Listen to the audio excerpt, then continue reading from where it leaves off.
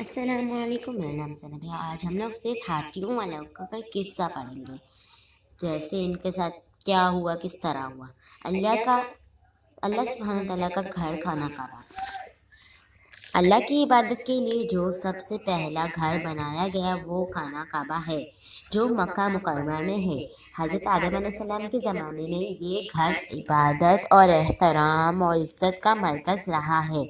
मुसलमानों को काबा तरफ रुख करने की नमाज अदा करते हैं और इसका तवाफ़ करते हैं। खाना काबा अल्लाह की बड़ी निशानियों में से एक निशानी है।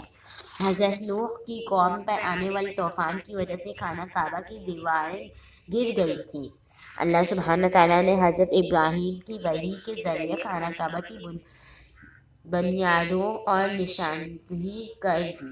चुनांचे इन्हीं बुनियादों पर हज़रत इब्राहीम अलैहिस्सलाम और उनके बेटे हज़रत इस्माइल अलैहिस्सलाम ने खाना काबा की दीवारें बुलंद की।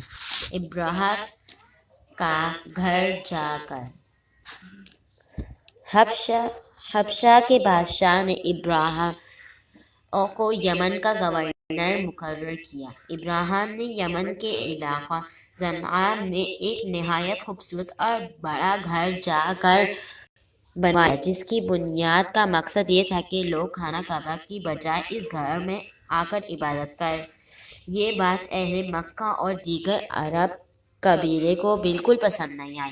लिहाजा इन लोगों ने ही एक शख्स से इब्राहिम के घर जाकर गंदगी फैलवा दी। इब्राहिम को बहुत गुस्सा आया। इसने सोचा कि जब तक खाना काबा मौजूद है लोग इसके घर में इबादत नहीं करने आए। तो अब हम इसकी तीसरी हेडिंग पढ़ते हैं, हाथियों वालों की फौज।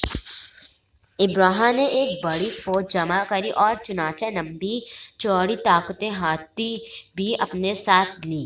इस वजह से कि इस वाक़ये को असहाबुल फील यानी हाथियों वाला किस्सा के नाम से जिक्र किया। इब्राहिम ने अपने लश्कर को लेकर मक्का मुकर्रमा की तरफ रवाना हुआ और इसका इरादा माअज़ल्लाह खाना काबा को ढा देने का था।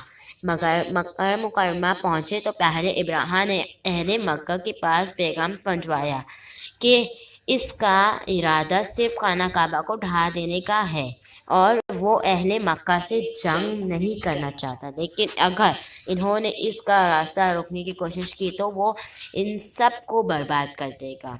तो चलें, अभी हमने 3 हेडिंग पढ़ लेंगे हैं।